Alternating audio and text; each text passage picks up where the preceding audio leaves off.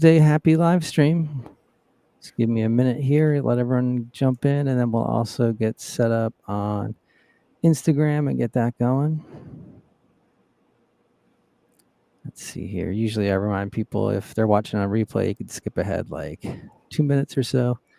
Probably get started right into the interview.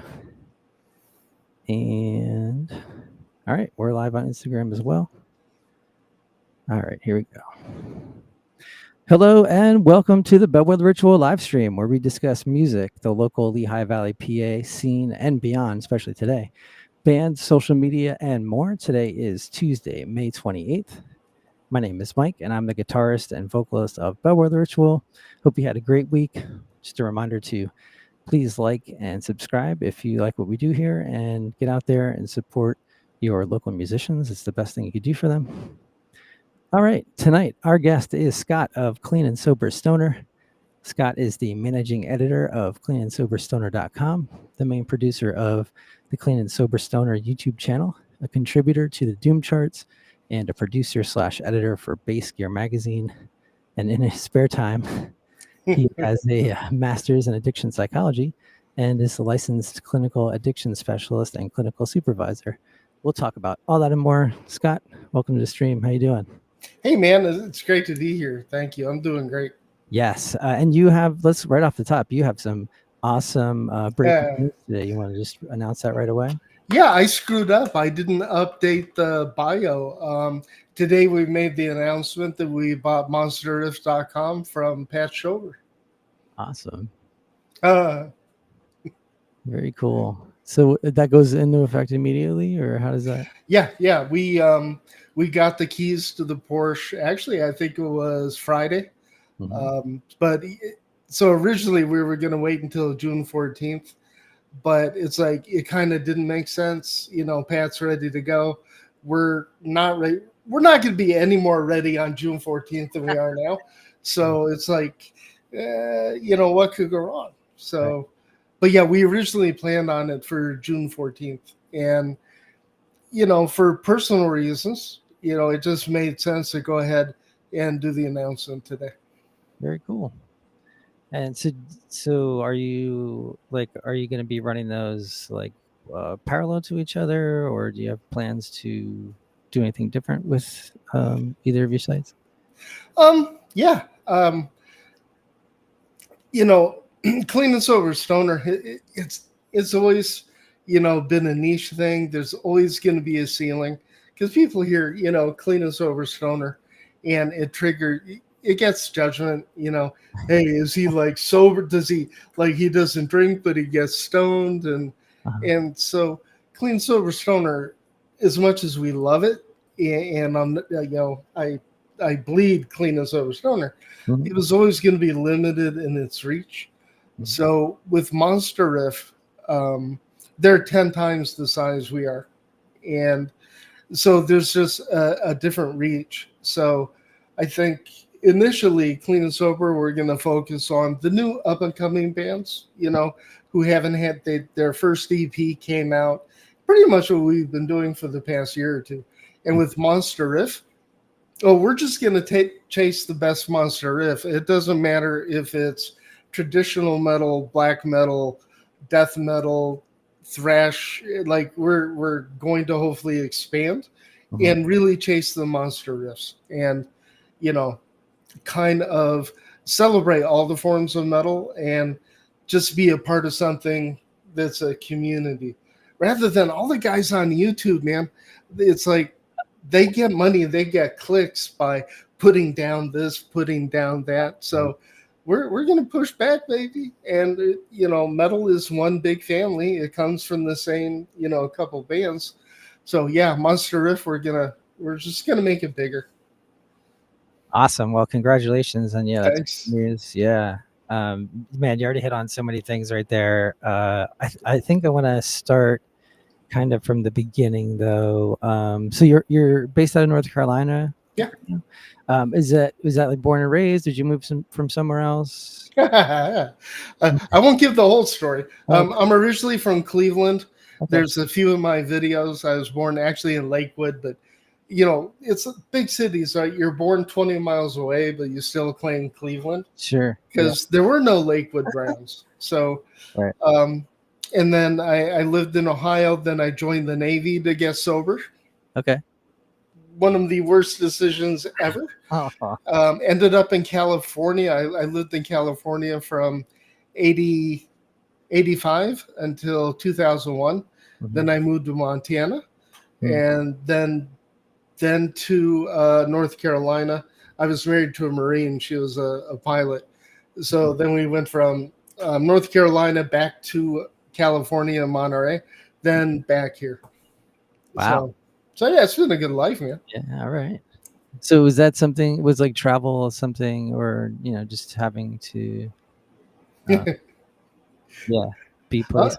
Was that something you planned on, or is that something you enjoyed? no, back then I wasn't really making plans. It's like you make the commitment, right, to marry a Marine. Mhm. Then now you're married to the Marine Corps, so Mhm. you go where you're going. I'm a big believer that no matter where you're at, you can make it home. And so, yeah, I never planned on staying here. It's too damn hot. I don't like heat. All right. If I had my choice, I'd probably be in Iceland or Nova Scotia or Yeah. something. But Julie, my partner's here, so this is where I am. Cool. I feel like North Carolina and the Virginia, Maryland area too has a strong music scene. Like, Oh there's, yeah, yeah, yeah, yeah, very yeah. cool. The Raleigh scene's really incredible. It seriously freaks me out when I see a band like Lurch, Yeah, who yeah. they just released their first album, Mhm. and I saw them a year ago, and I left there going, "Good God, they could have played Desert Fest. They're so good." Yeah. Doomsday Prophet, the most professional young band I've ever seen. They have, band meetings before the gig. Everything is, they get on stage and they are professional. They're smooth. They know what they're doing. Mhm. So, I remember when I was growing up, when you went to a bar or a club and you saw a band, it was drunk AC/DC covers with a little bit of Freebird thrown in. Nobody knew how to play. The bass player's out of tune. The singer's drunk. Um, Today, these bands out here are fierce and they're not messing around. Yeah, awesome. Just wanted to shout out some of our Instagram people. We have Angel in here. We have Electric Desert Records. Thank you for joining. Hey, Deviant Saints, thank you for joining. Stone Nomads, thank you for joining. Astral Construct Project, thank you for joining. And Bryrex, thank you for joining. We appreciate it. holy mackerel. Yeah, if you have any questions for Scott, you can drop them in the chat at any point, and Can he I will. jump in? Yeah, sure. Yeah, Astral Construct. We have an appointment. I'll be interviewing him finally on Thursday. Oh, awesome. Very I'm cool. doing one of those live reviews where I have no idea. I've never heard the song. So I'm going to get him on here. I'll listen to it for the first time and do a review and an interview at the same time. Very cool. Nobody So else does this crazy stuff, I was gonna say, so let's talk about that really quickly. Yeah. Where does that kind of stuff come from? Are you just yeah? Are you trying to put together? I mean, obviously you're trying to get people's attention, but it seems to be working. So, like, what's your secret? I love YouTube, right? And YouTube's been my primary source of everything for 10 years, really. The thing is, everybody's going after low hanging fruit.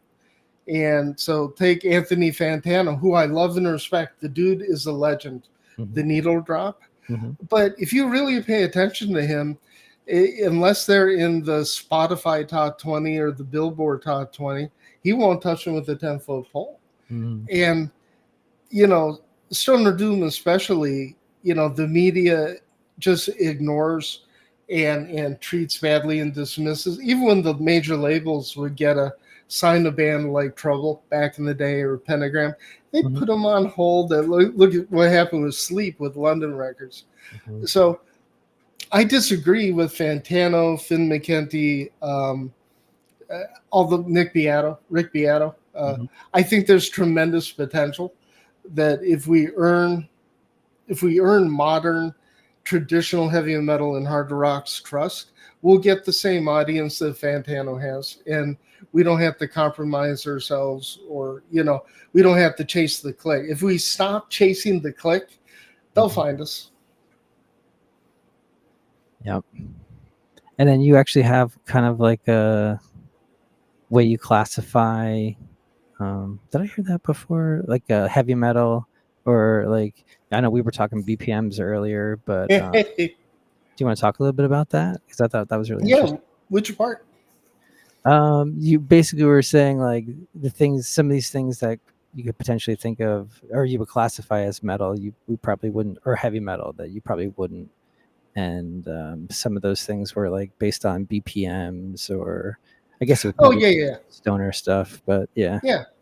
So the whole BPN, and I mean, hats off to you. It's like buried in like my third thing. It was in. I think I was complaining. I was in my master's program, and they did this high schooler put together this study, right? And it's a high schooler. The kid's in high school, Uh-huh. and they randomly buy an Anthrax record, and then they put on like Vivaldi or some, it wasn't even classical, it was Baroque. Anyway, so the rat that's listening to the classical is all chill and doing it, and and the rat listening to Anthrax is like all freaked out and can't do it, and it's like, Mooger Fooger, have you ever listened to this Anthrax album? It's their worst one, and they just went and randomly bought it at Walmart or something. Yeah. It is adopted. I'm studying this as part of my statistics course for um, my addiction psychology degree, and I was. It's before camp. I'm like, I'm offended. We are a class of people, and you are disparaging us. Oh, no, I'm serious. I went off Yeah. on everybody. Um, no, it's just a beats per minute thing. If their doom can be therapeutically because it's slow. It's like, the best doom is like 60, 70 beats per minute. It's like boom. It slows your heart down. Your Mm. heart can't get ramped up. And once you're at like 80 or 90 beats per minute, now you're still relaxed, but you're alert. So that's where all that comes from. So I never thought I'd be able to talk about that. Oh, I thought that was great. Yeah. So interesting way of looking at it for sure. Just real quick, want to read off some Astral Construct Project says looking forward to it. Maryland Song of the Day has joined and given 3 muscle ups. Thank you for that. And yeah, Astral Construct Project says right on. So thank you for jumping in. Yeah, if you have questions for Scott at all, you can drop them in the comments, and we'll get to them. Let's see. So was there? I mean, I know some of these answers, but for the people who might not know, like, what was the thing? Would you say was there a band or a song or someone in your life that first got you into music? Oh yeah, yeah. Well, I'd always been into music. Like I'd be like 5 years old, and I was born in '63, so I am a real boomer. So everybody take note that so Gen X, Gen Z, millennials, just grain of salt time. No, but when I grew up, it was like the Four Tops, the Osmond Brothers. The Osmonds were everywhere, right? It's all AM radio, Uh-huh. and I could recognize the bands, the Spinners, the Four Tops, the Four Seasons. Frankie Valli really caught my attention, and so I've always been into it. And then one day I heard Black Sabbath. It was War Pigs on. You know, are you old enough to remember those close and play record players? Yeah. Yeah, they're these little portable things with a ceramic needle and with a speaker about that big. Mhm. And I heard War Pigs, and I was like, what the hell is this? I was 11 years old, and it changed my life. And for my 12th birthday, I bought I bought Black Sabbath Volume 4. So here I am, I just turned 12, and I'm reading the liner notes with thanks to the Coca-Cola company. I really thought Coca-Cola sponsored them. I thought Snowblind was about deserts, Right.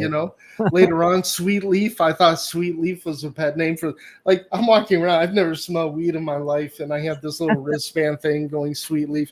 I thought, um, like Sabbath Bloody Sabbath, it has the cover and it's 666, but Mhm. you can't see the second six. I thought it was 606. So Mhm. I'd get these things made to go Black Sabbath 606. But I was hooked. I was in love, and it spoke to me.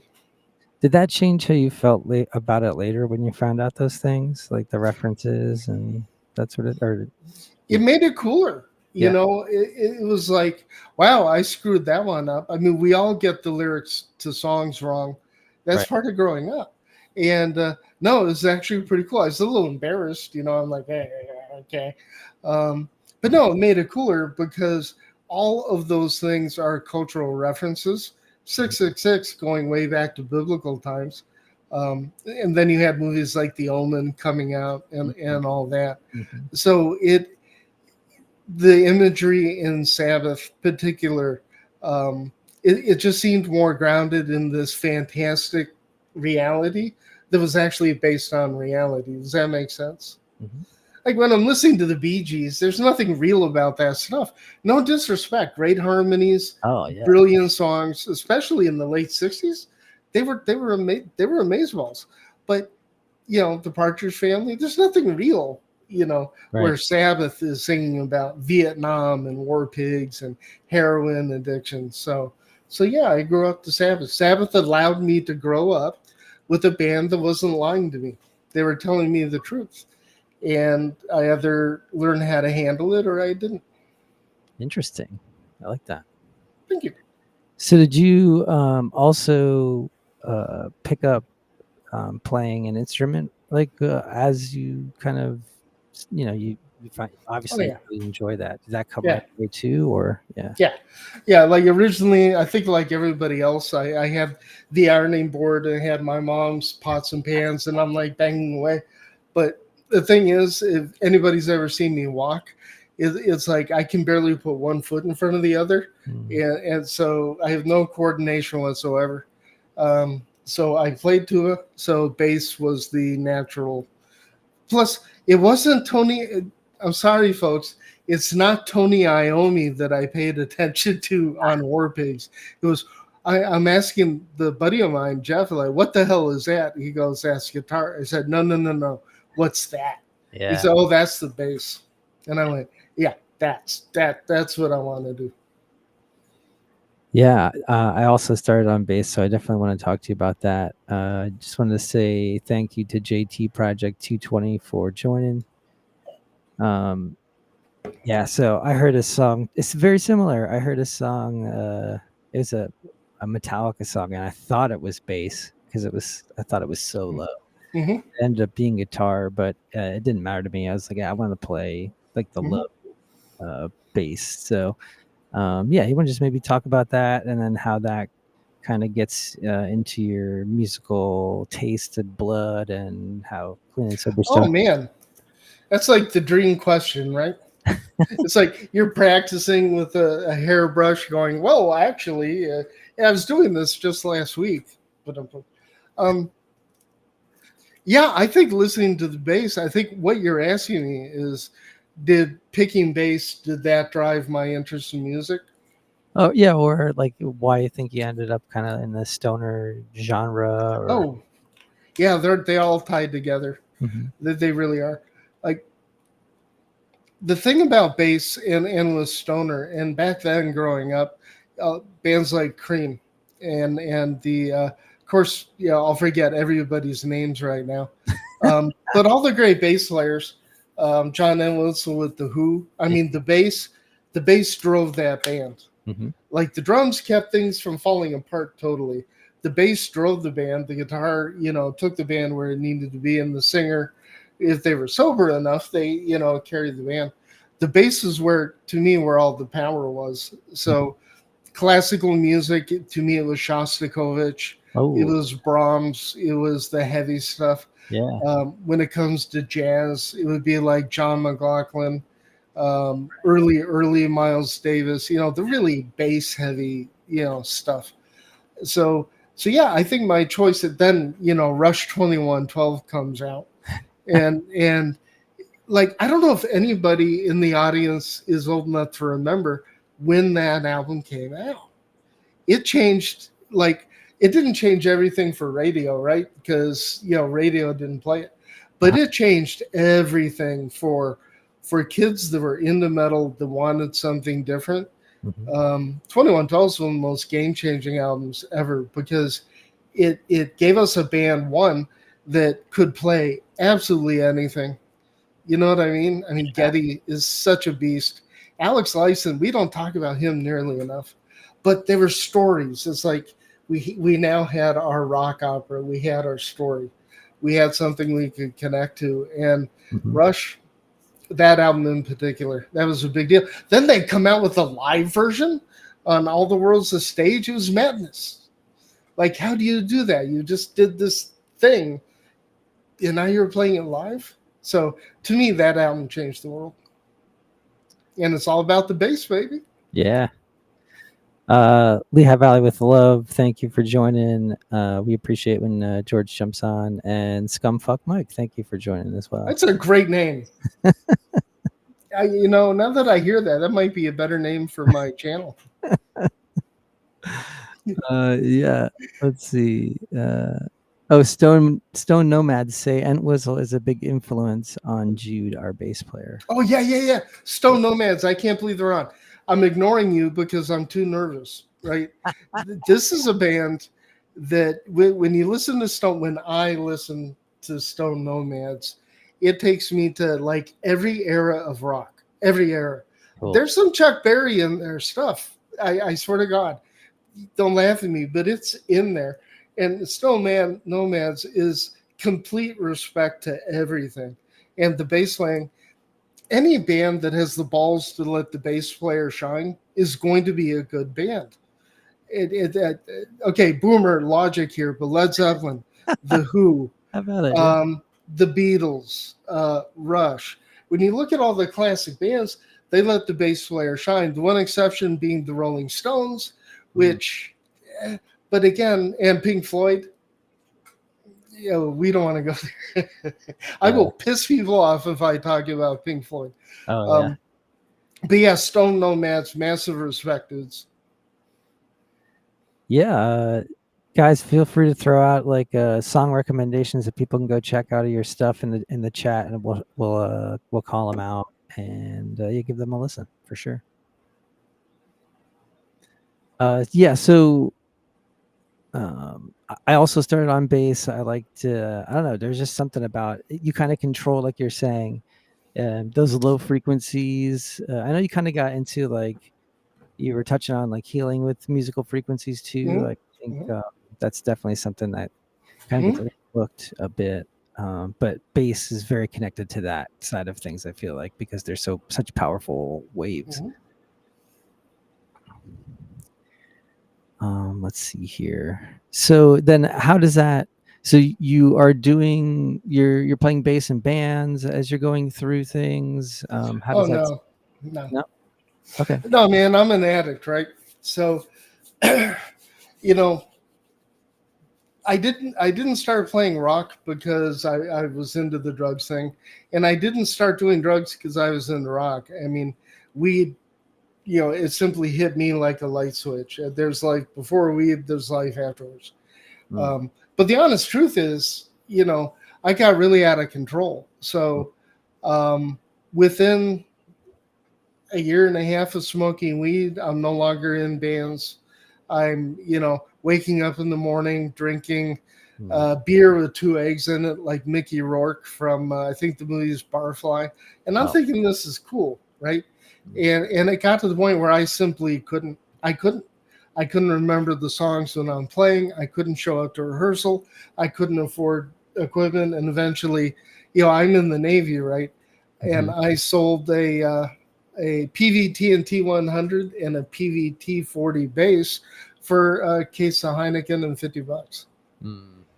So yeah, that whole thing robbed music. And then I got injured in 1996, and it took away bass playing, I thought, for the rest of my life. Mm. So in 2010, I took lessons, got back and got into a great covers band, but very little time for bands. And then getting my master's and the rest of school. So not nearly as much band playing as you might think. Yeah. Well, this is the way you can Yeah. participate and gives the community for sure. Yeah.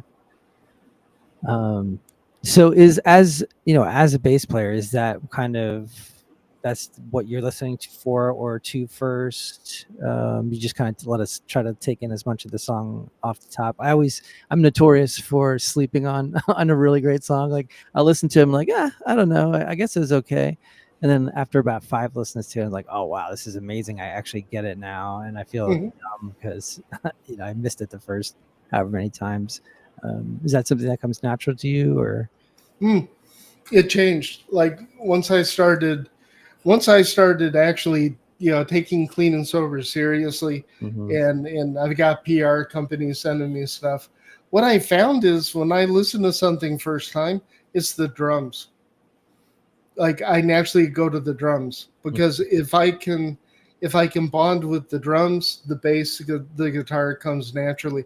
I Yeah. just did an interview with Red Mesa on their new album, Distorted Perceptions, and I got to actually talk to the band about that, and how the drums, at the end of the day, the drums are what sets the final, composition, the arrangement for the song. Mhm. It's about the drums and how the drums become such, like, kind of the most important part, right? If you have the greatest stoner massive riff in the world, I mean, Sleep isn't going to be anything without Chris Hikus. Yeah. It's like it's the drums, and so it. I never expected. I've been making drummer jokes all my life, so this is embarrassing. Mhm. Definitely By the not. way, Andy Keller, if you're listening, or Jim Hilt or what, I'm sorry, man. I was wrong. No, what's happened is I listened to the drums. All right. Um, yeah, I was trying to think. Like, I guess at some point I just turn my brain off and just try to just take it in as filterless as possible. But I always do end up gravitating towards something. Yeah, I think we all do. Um, the sad thing is, I listened to half the music that I was a year ago simply because now we have so many logs in the fire Mm. that listening to music for enjoyment doesn't happen much. It just doesn't. Can you talk a little bit about that? Was that like, Yeah. yeah? I mean, is that kind of like a bummer for you, or you're like, no, it's an itch that gets scratched, for my work. No, it's taken away my therapy. It's taken away, Oh, my thing. yeah. Except I'm really into headphones.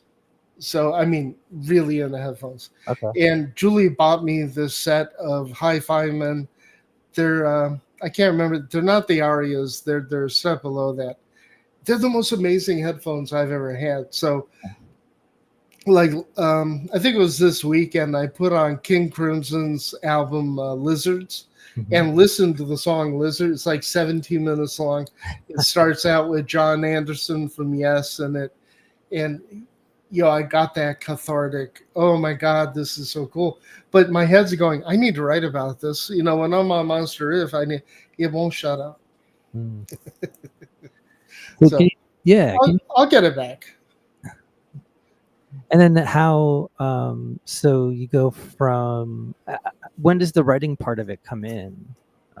Is it something you do by accident? as soon as I hit play, I go to analytical mode. Mm. Um, and I don't write analytically. If you've read my stuff, I am not doing an analysis on the beats per minute and the chord progression, and because I don't think that's what makes good music. Mhm. But I just look. Hopefully, I'll grow out of it, right? But no matter what I'm listening to, I'm like, oh my God, this sounds like what Ritual King had on their last album, the song Tethered. And it's like I have that beautiful mind moment where I see the strings and all the people, and it's like, oh my God, the pattern. It, Mhm. I can't help it. It just happens. And let's see, and then the decision to like, I love it. It was such a great idea. Like you were just focusing on like the up and coming Hmm. bands and things like that. What is the best way? What would you recommend to bands that are looking to reach out to people like you? Yeah. Like, I don't want to offend anybody. So just wait. If I'm pissing you off, then wait, because there's another part to it. Um, there was this dude like yesterday um, that posts on somewhere. I'm not going to dime him out, but man, I posted this in 7 groups and 100,000 people. I know they got this, and nobody even listened to it or responded. What the fuck? and and all of a sudden, these other people start piling on, and then me and a few of the Doom Charts dudes got on there. We sent them some IMs. Um, so it's going to work out good for him because I believe there's like 3 reviews that are coming now of this album that nobody ever listened to. But really, um, it's a community.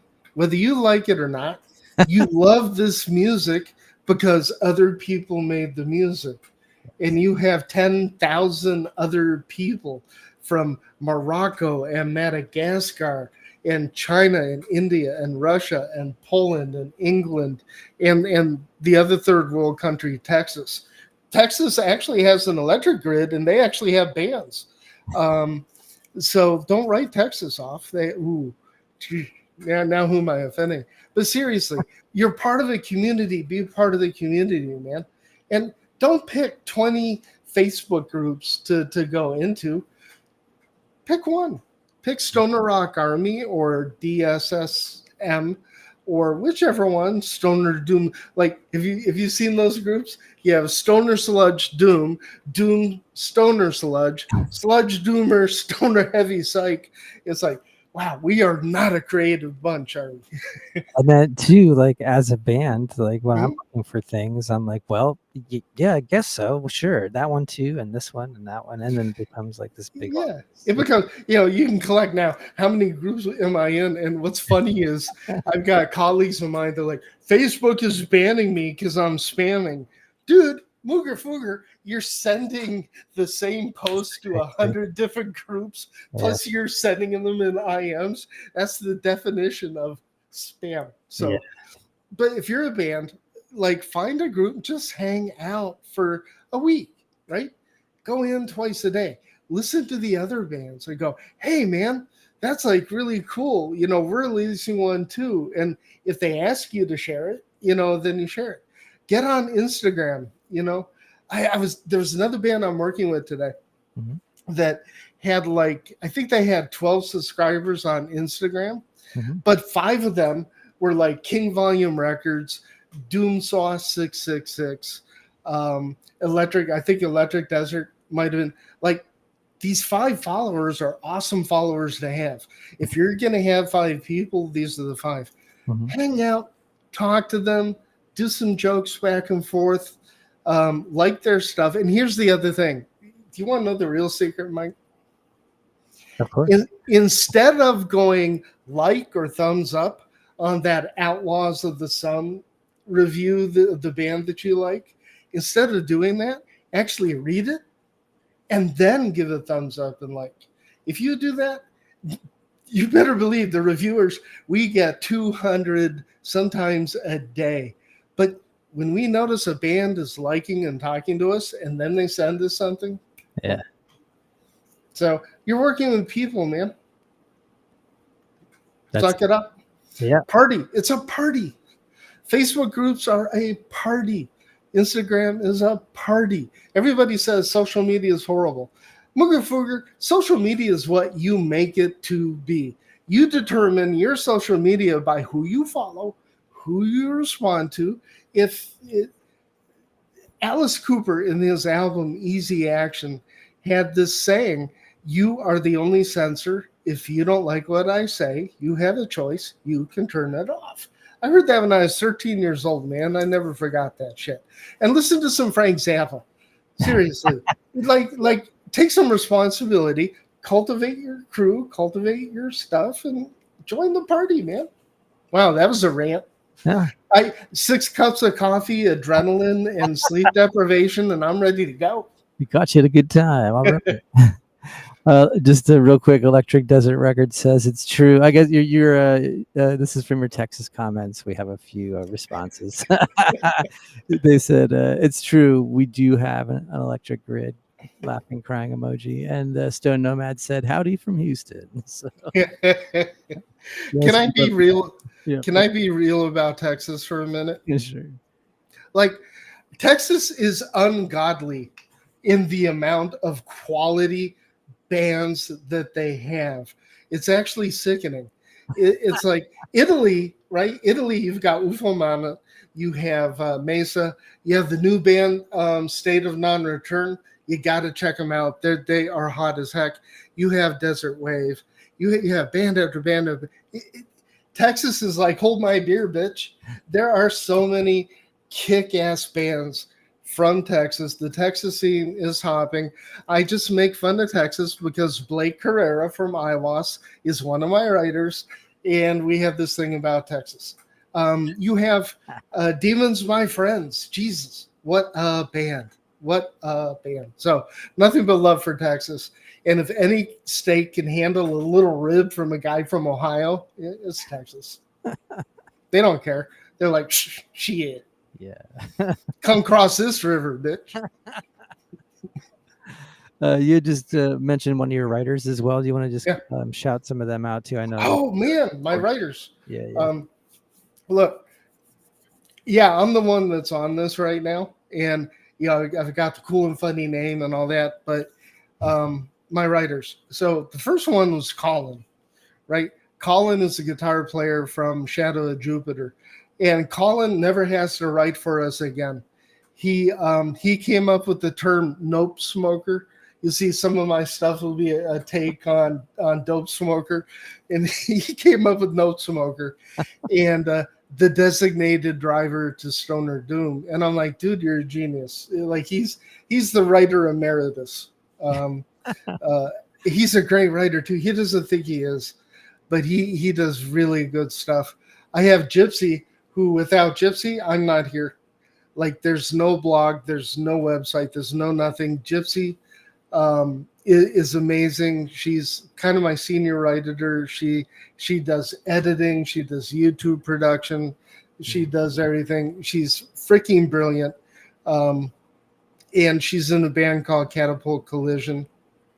Blake Carrera, I thought he hated me, right? I was on the Fuzz Club with them, and Blake has that look, like the whole time, until the camera's off him, and then he's going, but the camera's on. He's like, he's the greatest guy ever. The fact that he has a degree in writing, so the fact I have Blake freaks me out. I've got Nick Pivotone from Third Eye Psych is contributing. It's crazy. It's very crazy cool. The people that we have on here. We just got another guy named Reverend who wrote a book on the latest King Bastard album that hopefully I'll have edited and published tomorrow. Rick Piva from the Doom Charts, and his thing is probably going to submit something for us. So the writers are, and if I forgot anyone, I'm going to feel horrible. Oh, Joe Toomey, Joe from Chaos Monot. Joe writes these big think pieces, right? Like he wrote a piece on AI that probably should have been in Scientific American or something. Joe is like he writes these reviews that go, and he's just brilliant. He's too good for his own good. I'm so lucky that these people have decided they want to join the party, and I'm like, I literally cry sometimes. I'm editing, going, I can't believe this person sent this for this vlog thing. So I absolutely love my writers. We have the, compared to Angry Metal Guy, right? Who, all they do is write a few snarky comments. It's the same thing. They have a template, right? And they're not allowed to rate anything above like 2.5 or 3.0. And the Mm. better the Stoner Doom album is, the lower it has to be. I'll put my people against those hacks at Angry Metal Guy any fucking day. Nice. Also, just want to shout out, let's see, Hitch Band, S.R. Tilley, and David M. Long, 1971 for jumping on. We appreciate it. Wow. How many people do we have on now? Instagram. Well, it's people have been coming in and going out, but right now there's 6 on there. And yeah, if I wasn't here, you'd probably have 30. So thanks for having me on. On Twitch. All right, so let's see what else. How about writing? Was that like, is that always something that you enjoyed doing, or was that something that you had to like learn to be like, this is what I need to do to make this happen, kind of thing? Another great question. I've always wanted to write, but I was too damn lazy to do it. Yeah. And where I really learned the discipline of writing was in my master's course. Yeah. It was online. It was like we had to write these papers, right? And you had to have like 30 references, but you could not paraphrase or quote them. You had to interpret what they're saying, put that in there with the citation. And I just became addicted to that whole thing. So originally the blog Clean and Sober Stoner was going to be about recovery, politics, and headphones. Like the first picture I had of my for the website was a picture of headphones with, I think it was a copy of Heidegger Being in Time, and then like the DSM-5. So, true, it's true. Very cool. How, just on the headphones thing for 1 second, what, since you're so into it, like what was the thing, like, or is there a way? I'm trying to think, like, what's the easiest way people can invest in like an awesome pair of headphones? Oh man, I can put like the Drop HE5XX. They're made with Hi-Fiman, are amazing. And then these right here are the Drop Sennheiser 6XXs. They're great. I still want to do equipment reviews. Okay. Where I'm going, like, you would not want to buy these for Stoner Doom. Don't. They're slightly veiled in the treble. The bass is so flat. It's like a sealed subwoofer that is perfectly calibrated so that you don't know it's there, right? So, but again, there are all these guys doing headphone reviews, and none of them do real Stoner Doom. Yeah. They don't do like slow heavy metal. They don't do blues. They're doing EDM or Sia or Taylor Swift if they want to get some views. Yeah. So our community has not been catered to, and there's millions, dude. There's millions of people. So there I am ranting again.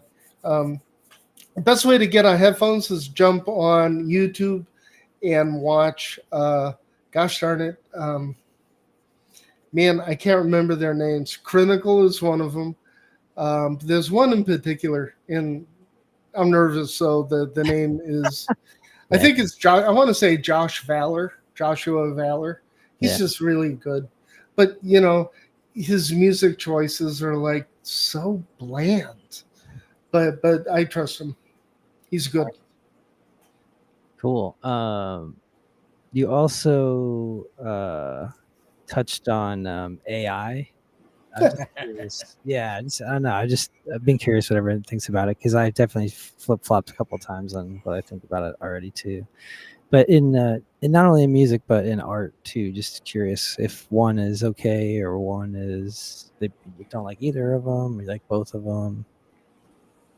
I don't really care. Yeah, me neither. I mean, okay, now I'll piss people off. Listen to Black Sabbath Volume 4 and Master of Reality. Listen to Ozzy's voice. And then listen to Ozzy's voice on Blizzard of Oz and then Diary of a Madman. That is courtesy of a digital thing called, it was a Eventide. It's an Eventide harmonizer that doubles and auto tunes his stuff. I Oh, hate to tell you this, people. oh You've yeah. been listening to AI and auto tune since 1980. You just have. That's good. If you have listened to Cheap Trick live at Budokan, Mhm. you have been listening to AI and autotune. If you've been listening to Kiss and ever since Kiss Alive, Yeah. that album is not live. No. That is 100% auto-tuned to perfection, bitches. Yeah. So the thing about Stoner Doom, by the way, who cares? Yeah. Who cares? Like Milli Vanilli got totally canceled for Yeah. this. One, because they're black. Everybody auto tunes. Have you ever watched the Macy's Thanksgiving Parade? You have never seen a live performance. Oh, The NFL can't afford it. And then, you know, the last person did, I think Lady Gaga, she was live. Um, it's not a big deal. If you're pissed off that Motley Crue is using backing tracks, bitch, you have not been listening to Motley Crue. They they are one back. Are you kidding? yeah. Mick Mars. I love Mick Mars. He's great. But Yeah. do you think he really played those guitar parts to sound that way? No, he didn't. No, he didn't. So we've been fooled all our lives. Stoner Doom, I think, is kind of immune to that because the throwback bands, the people that are into rock, they value human performance. Human. It's like the difference between getting an Amish made coffee table for like $800 or $8,000. It's got live edge, it's live oak, versus an IKEA thing that you put together. Stoner Doom is into we're into the freaking $8,000 hunk of wood that a guy spent their life doing it. Yeah. So besides AI, AI is fine. We're going to be now. If it takes over our missile command and then we relive Terminator, that sucks. Yeah. AI in there's an but come on, man. Like Isaac Asimov was writing about this shit in 1958. It's like, yeah, stuff is out of control. So stop voting for the same Republican and Democrat hacks. Stop giving money to, if you're really pissed off, right? You don't buy from Amazon. Fuck those dudes. Yeah. Exactly. That's the best way. We vote with our wallet. Exactly. So I think AI is the greatest thing ever to happen to Stoner Doom. I think Stone Nomads, right, is going to be able to hit the mainstream success they should have Cool. because these young generations are going to say, screw this AI auto-tune bullshit. So Yeah. don't give up, dudes. Awesome. I'm ranty. Yeah. Glad to hear it. Thank you for bringing it. Let's see here. Yeah. So when you are like kind of in that position, like say like with Base Gear Mag or with Clean and Sober Stoner or now Monster Riffs, what how much does that come into play when you're writing these things? That you're going to have people who are going to disagree or comment, or is that something like you just block out completely? Do you read up on stuff like that? It's a simple question that has a really complicated answer. Like we like to write people off as, oh, they're gatekeepers and they're assholes and whatever. No, they're not. They just haven't been heard in most cases. Mm-hmm. So, but anybody who's seen my channel, if you're gonna get overly snarky in my shit, I'm doing a video about you, right? I did it with fair. Okay, here's one. So, Gypsy did a fantastic video on Faytooth, and she did a write up on Faytooth, and I put it into this really huge, like 45,000 member. And man, they started slagging us. I mean, just heavy. To the point where I had bands that I'm close with, like sending me messages going, "Man, I don't know. I've had it with Stoner Doom. I've had it with the scene. They're scared because these artists are spending all their time making this, and They just want you to listen. They're giving it to you and say, "Hey, taste my cookie," Mhm. right? They don't need you to go, shit. You know, I have the same kind of cookie from the Betty Crocker recipe, and that's nothing more than the Nestle's Toll House with, no, eat the cookie, man. Enjoy the cookie. So I got pissed off. I was actually on vacation going down to Myrtle Beach, and I went, fuck this. So I texted Todd from King Volume because it was all about who invented Fairy Doom. King Volume has Fairy Ring, so I'm like, hey, let's start a turf war between King Volume and Dune Altar. They jumped into it. Next thing you know, we're having a party, and then the other people in that thread joined into the party. And it turns out one of the snarky dudes is one of the best drummers in one of the best bands that I'm doing cover. I reached out to him and said, "Man, just so you know, your shit's really cool. I love your stuff." And so when people are snarky, it's a chance either to kick them in the nuts or have a relationship. The trick is to figure out which one's which. Oh, great point. You brought this up a couple times too, and I wanted to make sure to get to it. And it's like, everyone. It's a great point. Everyone is trying to get Yeah, everyone else to listen to their stuff, and I think the yeah, best way to do that is to give them reason to care about you, and yeah, like you were saying before, yeah, build a community and yeah, go out and watch those bands and hang out with those bands, all that yeah, good stuff. yeah. That's why we have a playlist. So when bands start sending us singles, Hmm. I ask their permission. Hey, do you mind if I put this up? If I like it, if I don't like it, I'm not going to embarrass anybody, Hmm. And I do talk to bands. I say, hey, Oh, you know what? This chord is really good, and I loved what you did here. However, there's this, and this. Are you sure you want to? Is this really what you want to push, mhm. or do you really just want to push something? I want to know, and I try to work with them, Oh, that's cool. right?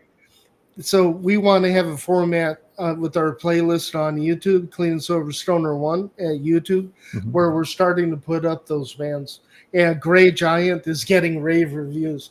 Gray Giant, look, go to our YouTube right after this. Hmm. Get on that playlist. Listen to Gray Giant. Listen to Calgon. This is like really good stuff. Clean is on there, and Snake Mother, because Snake Mother, love them.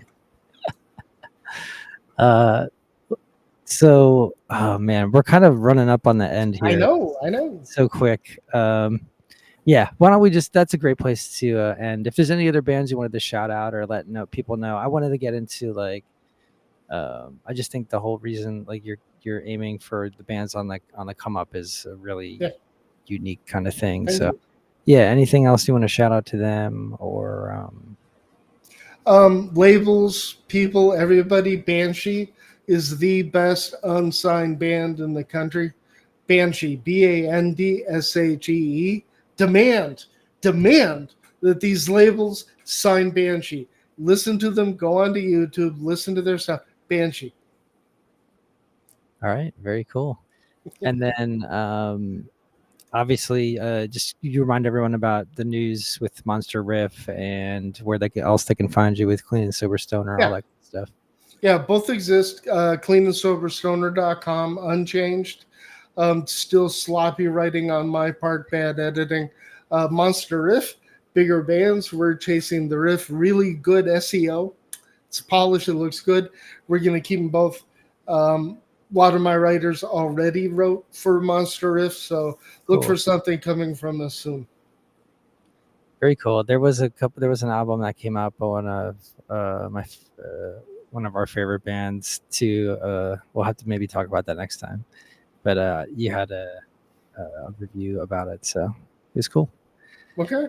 All right. Well, yeah, everyone. I just want to shout out to everyone on Instagram for jumping on, and Stone Nomads for and Electric Desert Records for dropping in some comments there, and of course Scott for coming on and talking with us about his brand new moves he just is making today, which is awesome. So thank you very much for that, and good Thank luck. you.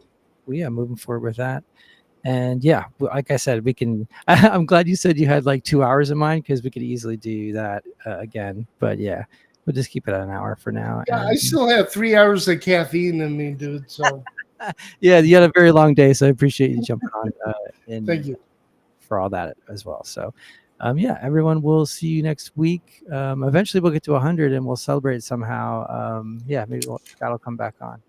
Oh man, that'd be awesome. Yeah. All right, everyone, have a great night, and we will talk to you next week. Thank